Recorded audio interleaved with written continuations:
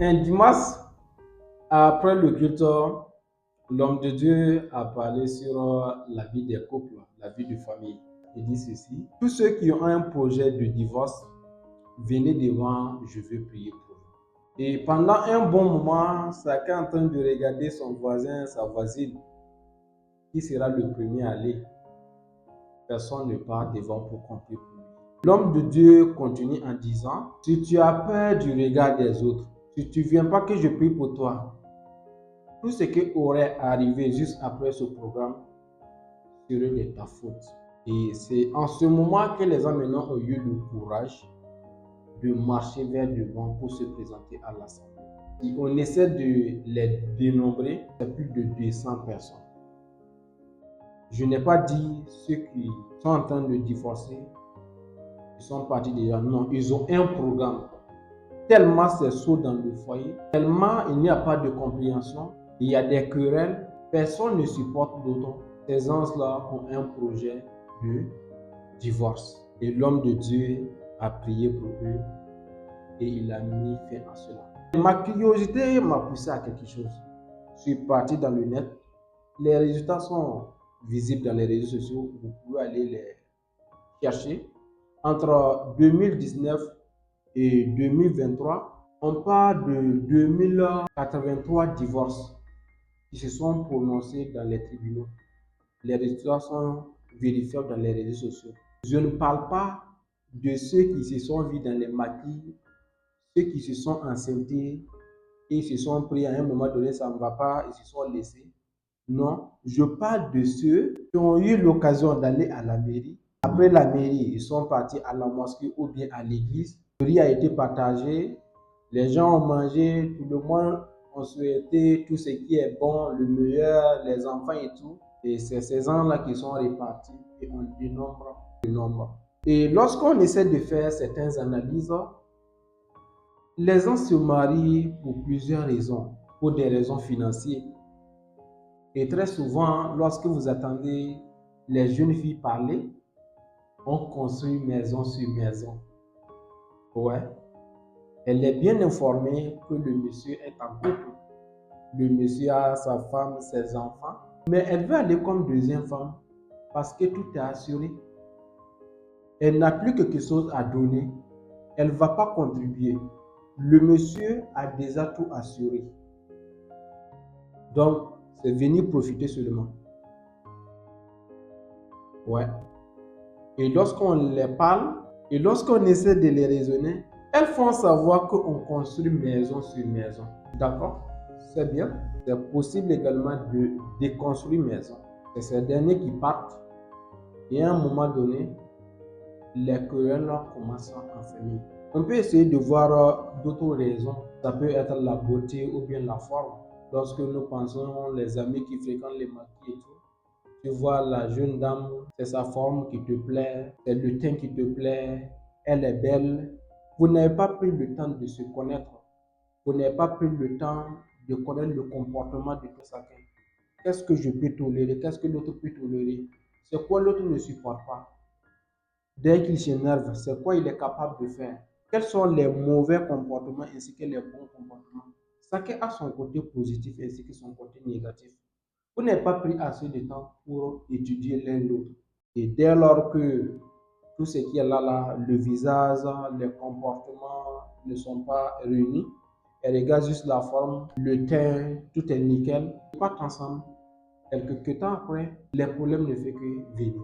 Et lorsque nous voyons une troisième raison également, pour faire plaisir aux parents, la maman peut t'appeler ou bien le papa peut t'appeler. Et bon, et toutes les jeunes filles du quartier se sont mariées, il ne reste que toi. La génération et tout, ils sont partis. Et maintenant, ces derniers, ils font tout faire pour se marier. Ils ne se marient pas parce qu'ils ont trouvé la bonne personne. Ils ne se marient pas parce qu'il est temps de se marier. Ils se marient parce qu'ils veulent faire plaisir aux parents. Parce que les parents sont en train de les mettre la pression. Ce n'est pas par jalousie ou quoi. Peut-être les enfants sont de même génération, mais les enfants des voisins se sont mariés. C'est moi, ma fille qui reste. On est en train de mettre la pression à ces jeunes filles-là d'aller en mariage aussi.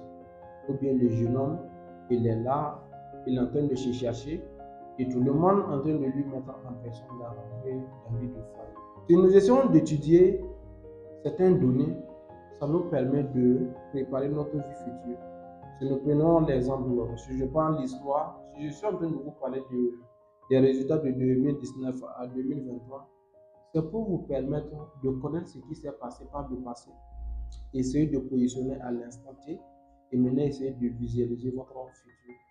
Et ce n'est pas ta situation matrimoniale à l'instant T que tu suis cette vidéo. Et je ne sais pas la chose qui te pousse à aller vers le mariage. Mais avant d'y arriver, il va falloir que tu sois prêt. Lorsque je parle de la préparation, il va falloir que tu sois stable sur le plan financier. Il va falloir que tu sois stable sur le plan financier. On ne se marie pas et puis on part demander. C'est pas bon.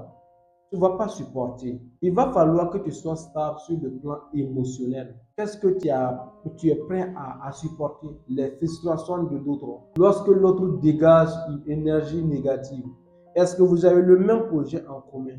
Lorsque je veux ce projet et l'autre voit le contraire, est-ce que vous avez lu les mêmes livres du développement personnel? Est-ce que vous avez la même vision? À un moment donné, c'est la vision qui vous permet d'aller de l'avant. Sinon, si vous vous mariez à cause du sexe, dès que quelqu'un, vous êtes là tous les jours, à un moment donné, le plaisir va partir. C'est pour la forme. Un jour, si la dame perd sa forme, c'est parti comme ça. Maintenant, si vous avez une vision, vous avez un projet en commun, vous savez qu'un tel, lui là, il peut faire ça, moi je viens compléter ici. En ce moment, vous marchez ensemble. Mais si c'est pas bon, moi j'ai fini de réaliser, je cherche quelqu'un qui va venir rester à la maison. C'est-à-dire, ta femme n'a quelque chose à faire dans tes activités. Tu as fini de réaliser ta vie, tu as construit ta belle maison, ta voiture, tout est là, tout le nécessaire est là. Tu prends, tu viens, tu la places et tu la laisses comme ça, juste pour sécuriser la maison, faire des enfants.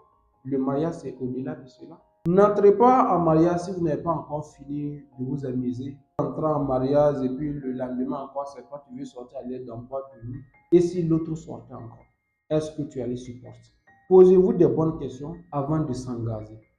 Parce qu'il y a certains combats, si tu commences, c'est très difficile. Et personne ne t'oblige à le faire. Ne provoque pas une bagarre que tu ne peux pas terminer. Si tu trouves que tu es incapable de le faire, ne pars pas. Ce n'est pas une obligation. Et dernier conseil pour terminer cette vidéo, mariez-vous en catégorie. Tu ne peux pas rouler sur une moto et tu envies la fille du riche. Tu la vois sortir en voiture. Est-ce que tu peux l'entretenir? Tu ne peux pas l'entretenir.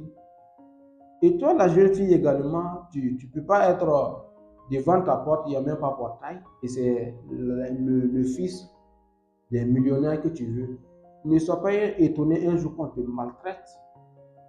Ça peut arriver occasionnellement. Le monsieur, il te prend, il est sympa, il essaie de t'épauler pour que aussi tu puisses construire ta vie. Ça arrive très rarement. Maintenant, si vous construisez ensemble, si vous avez la vision, ça va vous amener très loin. Parce que vous avez commencé ensemble, chacun a mouillé le maillot et vous êtes arrivés. Mais si c'est venir profiter, tout le monde vient pour donner. En mariage, on ne vient pas profiter. Tout le monde vient donner ce qu'il a. Et lorsque vous donnez de tout cœur, lorsque vous donnez sans attendre de retour et que l'autre également donne sans attendre de retour, vous pouvez avancer ensemble. Sinon, entre vous-même, il y aura une compétition. On ne parle même pas d'éducation des enfants. Et c'est pour que les prochaines fois, on parle maintenant sur l'éducation des enfants.